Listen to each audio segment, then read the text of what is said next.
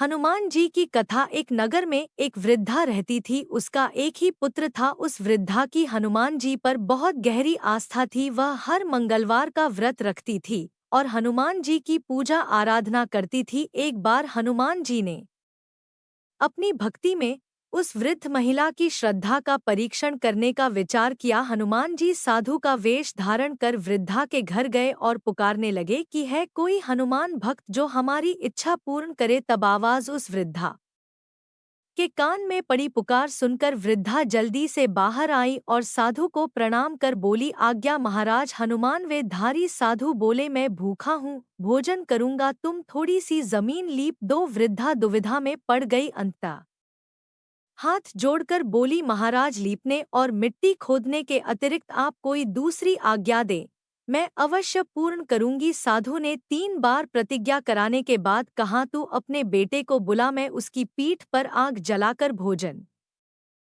बनाऊंगा। यह सुनकर वृद्धा घबरा गई, परंतु वह प्रतिज्ञाबद्ध थी। उसने अपने पुत्र को बुलाकर साधु को सौंप दिया। साधु वेशधारी हनुमान जी ने वृद्धा के हाथों से ही उसके पुत्र को पेट के बल लिटाया और उसकी पीठ पर आग लगवा दी। आग जलाकर दुखी मन से वृद्धा अपने घर में चली गई। इधर भोजन बनाकर साधु ने वृद्धा को बुलाकर कहा कि उनका भोजन बन गया है, तुम अपने पुत्र को पुकारो ताकि वह भी आकर भोग लगा ले। इस पर वृद्धा बोली, उसका नाम लेकर मुझे और कष्ट ना दे। लेकिन जब साधु महाराज नहीं माने तो वृद्धा ने अपने पुत्र को आवाज लगाई। वह अपनी माँ के पास आ गया और अपने पुत्र को जीवित देखकर वृद्धा को बहुत आश्चर्य हुआ। वह साधु के चरणों में गिर पड़ी। तब हनुमान जी अपने वास्तविक रूप में प्रकट हुए और वृद्धा को भक्ति का आशीर्वाद दिया तो प्रेम से बोले, बजरंग बली की जय हो। आइए सुनते हैं मंगलवार व्रत की पौराणिक कथा। एक बार नैमिषारण्य तीर्थ में 8,000 मुनि एकत्र होकर पुराणों के ज्ञाता श्री सूत जी से पूछने लगे, हैं महामुनि, आपने हमें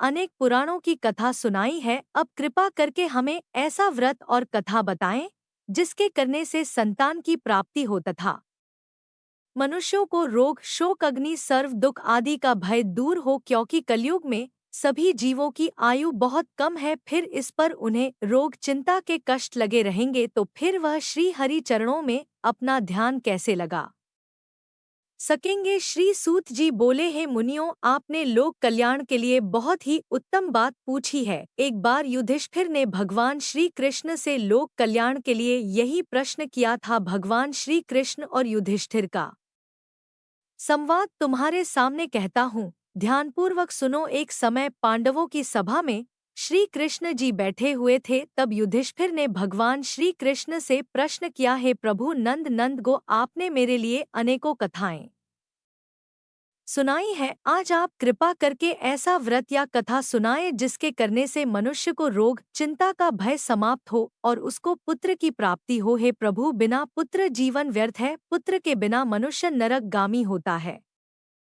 पुत्र के बिना मनुष्य भी ऋण से छुटकारा नहीं पा सकता और न ही उसका पुण्य नामक नरक से उद्धार हो सकता है। अतः पुत्रदायक व्रत बताएं। श्री कृष्ण भगवान बोले, हे राजन, मैं एक प्राचीन इतिहास सुनाता हूँ, आप उसे ध्यानपूर्वक सुनो। कुंडलपुर नामक एक नगर था, उसमें नंदा नामक एक ब्राह्मण रहता था। भगवान की कृपा से उसके पास सब कुछ था, फिर भी वह दुखी था। इसका कारण यह था कि ब्राह्मण की स्त्री सुनंदा की कोई संतान नहीं थी।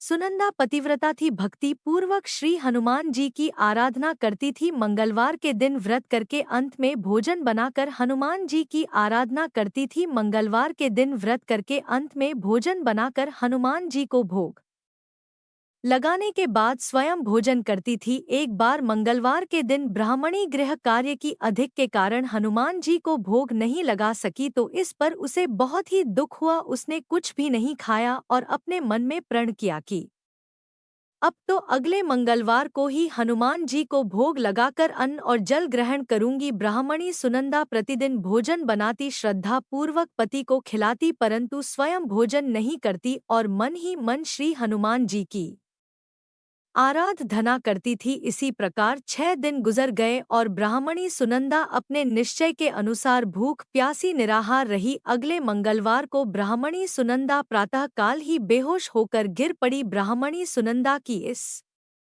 असीम भक्ति के प्रभाव से श्री हनुमान जी बहुत प्रसन्न हुए और प्रकट होकर बोले, सुनंदा मैं तेरी भक्ति से बहुत प्रसन्न हूँ। तू उठ और वर मांग। सुनंदा अपने आराध्य देव श्री हनुमान जी को देखकर आनंद की अधिकता से विबल होकर श्री हनुमान जी के चरणों में गिरकर बोली, हे प्रभु मेरी कोई संतान नहीं है कृपा करके पुत्र और कन्या प्रदान करें। आपकी अति कृपा होगी। श्री महावीर जी बोले, तेरी इच्छा पूर्ण होगी, तेरे एक कन्या पैदा होगी, उसके अष्टांग प्रतिदिन सोना दिया करेंगे। इस प्रकार कहकर श्री महावीर जी अंतर्ध्यान हो गए। ब्राह्मणी सुनंदा बहुत हर्षित हुई और समाचार अपने पति से कहा। ब्राह्मण देव कन्या का वरदान सुनकर कुछ दुखी हुए, परंतु सोना मिलने की बात सुनी तो बहुत प्रसन्न हुए। उन्होंने विचार किया कि ऐसी कन्या के साथ मेरी निर्धनता भी समाप्त हो जाएगी। श्री हनुमान जी की कृपा से वह ब्राह्मणी गर्भवती हुई और 10-10 महीने में उसे बहुत ही सुंदर पुत्री प्राप्त हुई। यह बच्ची अपने पिता के घर में ठीक उसी तरह से बढ़ने लगी जिस प्रकार शुक्ल पक्ष का चंद्रमा बढ़ता है। 10वें दिन ब्राह्मण ने उस बालिका का नामकरण संस्कार कराया। उसके कुल पुरोहित ने उस बालिका का नाम रत्नावली रखा, क्योंकि यह कन्या सोना प्रदान किया करती थी। इस कन्या ने पूर्व जन्म में बड़े ही विधान से मंगल देव का व्रत किया था। रत्नावली का अष्टांग बहुत सा सोना देता था। उस सोने से नंदा ब्राह्मण बहुत ही धनवान हो गया। अब ब्राह्मणी सुनंदा भी बहुत अभिमान करने लगी थी। समय बीता रहा। अब रत्नावली 10 वर्ष की हो चुकी थी। एक दिन जब नंदा ब्राह्मण प्रसन्न चित्त था, तब सुनंदा ने अपने पति से कहा, मेरी पुत्री रत्नावली विवाह के योग्य हो गई है, इसलिए आप कोई सुंदर और योग्य वर देखकर विवाह कर दें। यह सुनकर ब्राह्मण बोला, अभी तो रत्नावली बहुत छोटी है। तब ब्राह्मणी बोली, शास्त्रों की आज्ञा है कि कन्या 8वें वर्ष में, गौरी 9 वर्ष, रोहिणी 10वें वर्ष में, कन्या इसके पश्चात रजस्वला हो जाती है। गौरी के दान से पाताल लोक की प्राप्ति होती है, रोहिणी के दान से बैकुंठ लोक की प्राप्ति होती है, कन्या के दान से इंद्रलोक में सुखों की प्राप्ति होती है। अगर हे पतिदेव रजस्वला का दान किया जाता है तो घोर नरक की प्राप्ति होती है। इस पर ब्राह्मण बोला, अभी तो रत्नावली मात्र 10 ही वर्ष की है और मैंने तो 161 साल की कन्याओं के विवाह कराए हैं, अभी जल्दी ही क्या है। तब ब्राह्मणी सुनंदा बोली, आपको तो लोभ अधिक हो गया है लगता है। अगर गवे वर्ष में विवाह नहीं होता है तो उसमें मासिक धर्म के रक्त का पिता और बड़े भाई कोडोट पान करना पड़ता है। शास्त्रों में कहा गया है कि माता पिता और बड़ा भाई रजस्वला कन्या को देखते हैं तो वह अवश्य ही नरकगामी होते हैं। तब ब्राह्मण बोला, अच्छी बात है, कल मैं अवश्य ही योग्य वर्ग की तलाश में अपना दूध भेजूंगा। दूसरे दिन ब्राह्मण ने अपने दूध को बुलाया और आज्ञा दी कि जैसी सुंदर मेरी कन्या है वैसा ही सुंदर वर उसके लिए तलाश करो। दूत अपने स्वामी की आज्ञा पाकर निकल पड़ा। पंपई नगरी में उसने एक सुंदर लड़के को देखा। यह बालक एक ब्राह्मण परिवार का बहुत गुणवान पुत्र था। इसका नाम सोमेश्वर था। दूत ने इस सुंदर और गुणवान ब्राह्मण पुत्र के बारे में अपने स्वामी को पूर्ण विवरण दिया। ब्राह्मण नंदा को भी सोमेश्वर अच्छा लगा और फिर एक शुभ मुहूर्त में विधि पूर्वक कन्या दान करके ब्राह्मण संतुष्ट हुए। परंतु ब्राह्मण के मन में तो लोभ समाया हुआ था। उसने कन्यादान तो कर दिया था पर वह बहुत ही खिन्न था। उसने विचार किया कि रत्नावली तो अब चली जाएगी और मुझे इससे जो सोना मिलता था वह अब मिलेगा नहीं। मेरे पास जो धन था कुछ तो इसके विवाह में खर्च हो गया और जो शेष बचा है वह भी कुछ दिनों के बाद समाप्त हो जाएगा। मैंने तो इसका विवाह करके बहुत बड़ी भूल कर दी है। अब कोई ऐसा उपाय हो कि रत्नावली मेरे घर में ही बनी रहे, अपनी ससुराल ना जाए।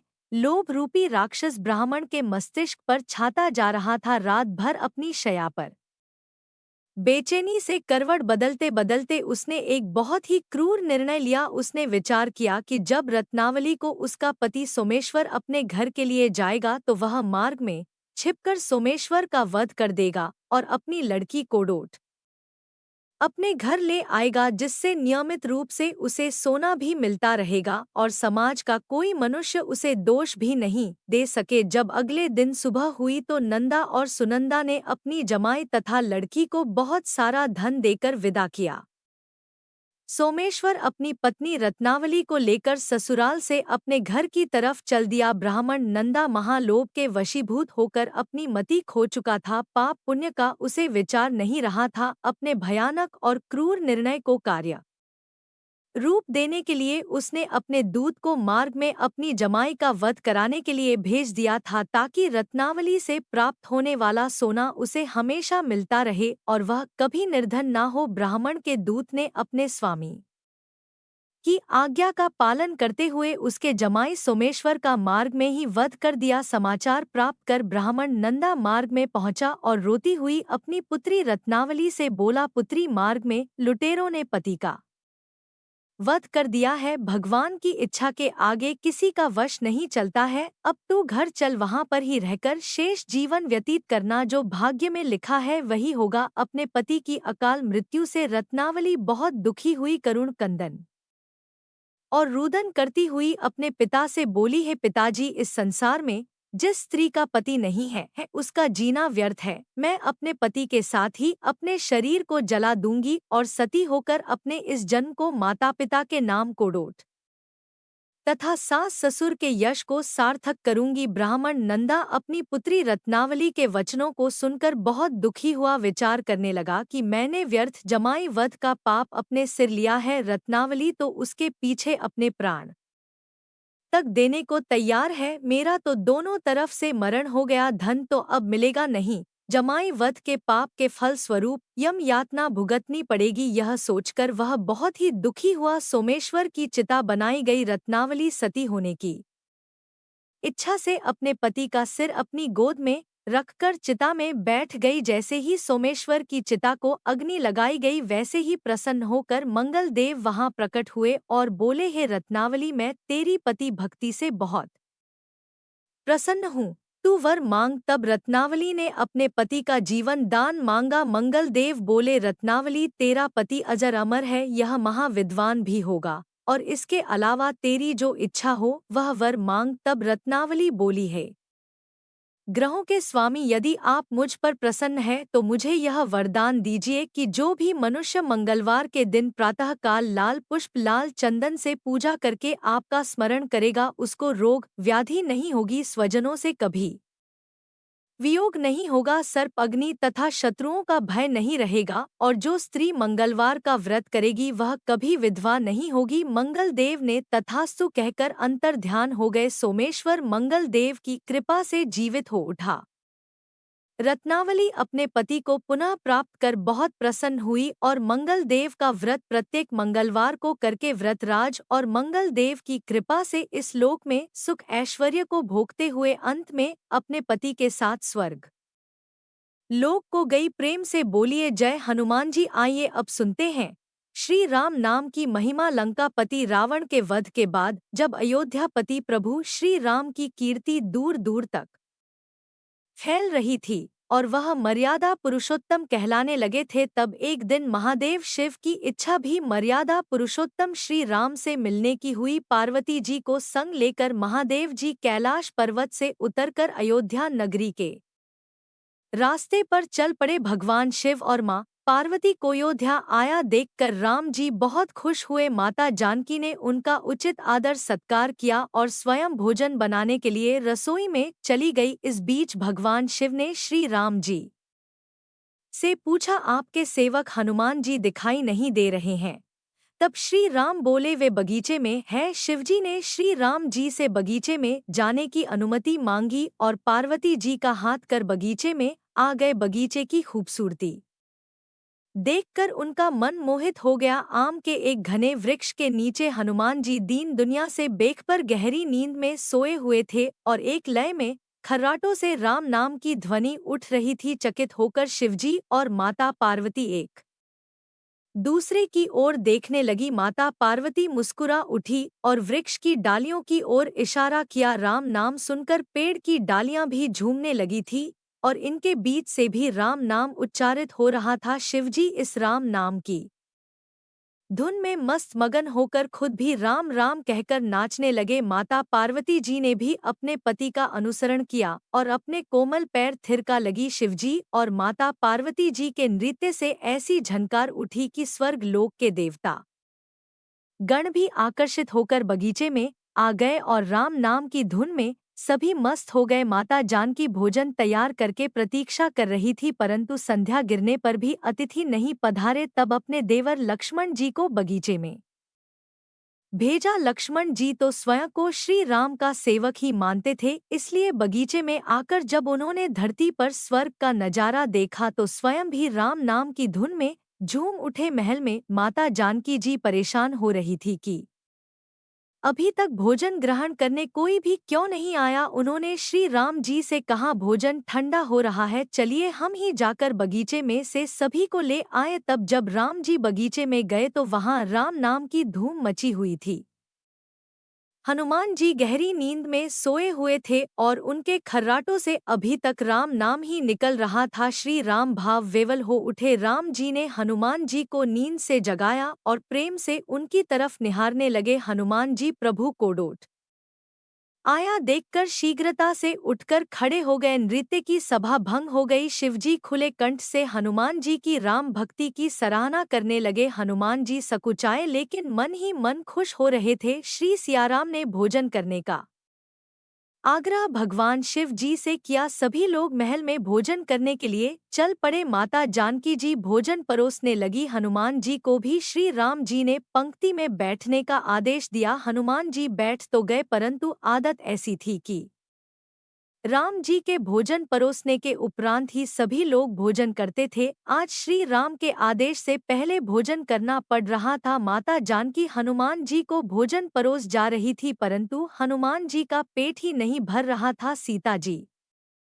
कुछ समय तक तो उन्हें भोजन परोस रही, फिर समझ गई कि इस तरह से तो हनुमान जी का पेट नहीं भरेगा। उन्होंने तुलसी के एक पत्ते पर राम नाम लिखा और भोजन के साथ हनुमान जी को परोस दिया। तुलसी पत्रा खाते ही हनुमान जी को संतुष्टि मिली और वह भोजन खाकर उठकर खड़े हो गए। भगवान शिव शंकर ने प्रसन्न होकर हनुमान जी को आशीर्वाद दिया कि आपकी राम भक्ति युगों युगों तक याद की जाएगी और आप संकट मोचन के नाम से जाने जाएंगे। आइए अब सुनते हैं राम नाम की महिमा की दूसरी कहानी। महादेव जी को एक बार बिना कारण के किसी को प्रणाम करते देखकर पार्वती जी ने पूछा, आप किसको प्रणाम करते रहते हैं? तब शिवजी ने अपनी धर्म पत्नी पार्वती जी से कहा कि हे देवी, जो व्यक्ति एक बार राम कहता है उसे मैं 3 बार प्रणाम करता हूँ। पार्वती जी ने एक बार शिव जी से पूछा, आप शमशान में क्यों जाते हैं और यह चिता की भस्म शरीर पर क्यों लगाते हैं?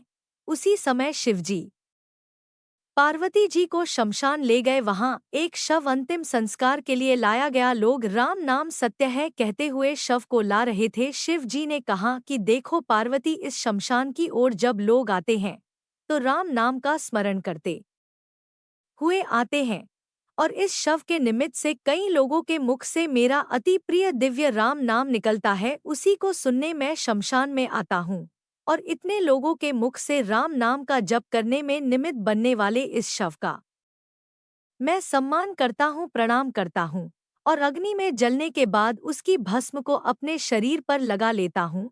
राम नाम बुलवाने वाले के प्रति मुझे इतना प्रेम है। एक बार शिवजी कैलाश पर पहुँचे और पार्वती जी से भोजन मांगा। तब पार्वती जी विष्णु सहस्त्र नाम का पाठ कर रही थी। पार्वती जी ने कहा, अभी पाठ पूरा नहीं हुआ है, कृपया थोड़ी देर प्रतीक्षा कीजिए। तब शिव जी ने कहा कि इसमें तो समय और श्रम दोनों लगेंगे। संत लोग जिस तरह से सहस्त्र नाम को छोटा कर लेते हैं और नित्य जपते हैं, वैसा उपाय कर लो। तो पार्वती जी ने पूछा कि वह उपाय कैसे करते हैं, मैं सुनना चाहती हूँ।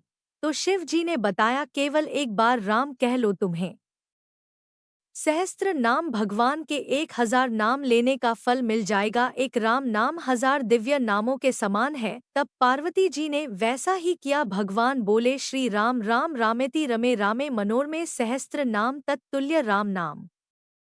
वरानने यह राम नाम सभी आपदाओं को हरने वाला, सभी संपदाओं को देने वाला दाता है, सारे संसार को विश्राम या शांति प्रदान करने वाला है। इसलिए मैं इसे बार बार प्रणाम करता हूँ। भवसागर की सभी समस्याओं और दुखों कि बीजों को भूज के रख देने वाला, समूल नष्ट कर देने वाला, सुख संपत्तियों को अर्जित करने वाला, यमदूतों को खदेड़ने वाला केवल राम नाम का जप है। इसलिए प्रयास पूर्वक स्वयं भी राम नाम जपते रहना चाहिए और दूसरों को भी प्रेरित करके राम नाम जपना चाहिए। इससे अपना और दूसरों का तुरंत कल्याण हो जाता है। यही सबसे सुलभ और अचूक उपाय है। इसलिए हमारे देश में प्रणाम राम राम कहकर किया जाता है। आइए अब सुनते हैं बिल्व वृक्ष की महिमा। एक बार नारद जी ने भोलेनाथ जी की स्तुति करके पूछा कि प्रभु, आपको प्रसन्न करने के लिए सबसे उत्तम और सुलभ साधन क्या है? हे त्रिलोकीनाथ, आप तो निर्विकार और निष्काम है, आप सहज ही प्रसन्न हो जाते हैं। फिर भी मेरे जानने की इच्छा है कि आपको क्या प्रिय है। तब शिवजी बोले, नारद जी, वैसे तो मुझे भक्त के भाव सबसे प्रिय हैं, फिर भी आपने पूछा है तो मैं बताता हूँ।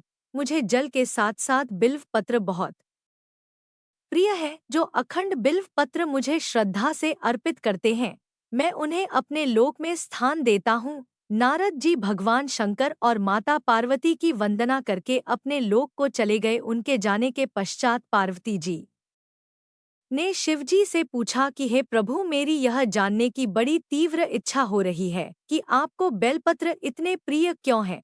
कृपा करके मेरी जिज्ञासा को शांत कीजिए। तब शिवजी बोले, हे शिवे, बिल्व के पत्ते मेरी जटा के समान है। उसका त्रिपत्र यानी 3 पत्ते ऋग्वेद, यजुर्वेद और सामवेद हैं। शाखाएं समस्त शास्त्र का स्वरूप है। बिल्व वृक्ष को आप पृथ्वी का कल्प वृक्ष समझे, जो ब्रह्मा, विष्णु और शिव स्वरूप है। हे पार्वती, स्वयं महालक्ष्मी जी ने शैल पर्वत पर बिल्व वृक्ष रूप में जन्म लिया था। इस कारण भी बेल का वृक्ष मेरे लिए अति प्रिय है। महालक्ष्मी जी ने बिल्व का रूप धरा, यह सुनकर पार्वती जी कौतूहल में पड़ गई और पार्वती जी कौतूहल से उपजी जिज्ञासा को रोक ना पाई। उन्होंने पूछा, देवी लक्ष्मी ने आखिर बिल्व वृक्ष का रूप क्यों लिया? आप ये कथा विस्तार से कहे। तब भोलेनाथ ने देवी पार्वती जी को कथा सुनाना आरंभ किया है। देवी सतयुग में ज्योति रूप में मेरे अंश का रामेश्वर लिंग था। ब्रह्मा आदि देवों ने उसका विधिवत पूजन अर्चन किया था। इसका परिणाम यह हुआ कि मेरे अनुग्रह से वाणी देवी सबकी प्रिय हो गई। वे भगवान विष्णु को सतत प्रिय हो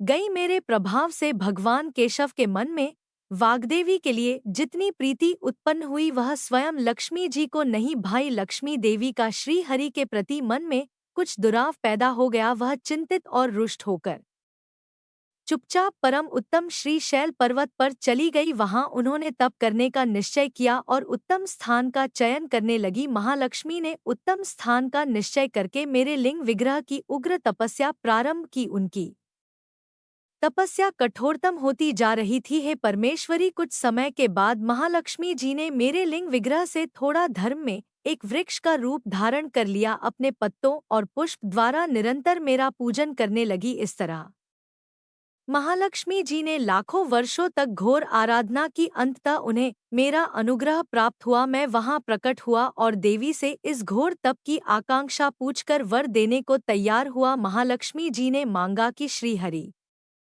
के हृदय में मेरे भाव से वाग देवी के लिए जो स्नेह हुआ है वह समाप्त हो जाए। तब शिवजी बोले, मैंने महालक्ष्मी जी को समझाया, श्री हरि के हृदय में आपके अतिरिक्त किसी और के लिए कोई प्रेम नहीं है। वाग्देवी के प्रति उनका प्रेम नहीं अपितु श्रद्धा है। यह सुनकर लक्ष्मी जी प्रसन्न हो गई और पुनः श्री विष्णु के हृदय में स्थित होकर उनके साथ विहार करने लगी। है पार्वती, महालक्ष्मी के हृदय का एक बड़ा विकार इस प्रकार दूर हो गया। इस कारण हरिप्रिया उसी वृक्ष रूप में सर्वदा अतिशय भक्ति से भरकर यत्न पूर्वक मेरी पूजा करने लगी है। पार्वती, इसी कारण विश्व का वृक्ष, उसके पत्ते, फल, फूल आदि मुझे बहुत प्रिय हैं। मैं निर्जन स्थान में बिल्व वृक्ष का आश्रय लेकर रहता हूँ। बेल वृक्ष को सदा सर्व तीर्थ में एवं सर्वदेवम मानना चाहिए। बिल्व पत्र, बिल्व फूल, बिल्व वृक्ष अथवा बिल्व काष्ठ के चंदन से जो मेरा पूजन करता है, वह भक्त मेरा अति प्रिय है, बिल्व वृक्ष को शिव के समान ही समझो, वह मेरा शरीर है जो बिल्व पर चंदन से मेरा नाम अंकित करके मुझे अर्पण करता है, मैं उसे सभी पापों से मुक्त करके अपने लोक में स्थान देता हूँ। है देवी उस व्यक्ति को स्वयं लक्ष्मी जी भी नमस्कार करती हैं जो मेरा पूजन करते हैं।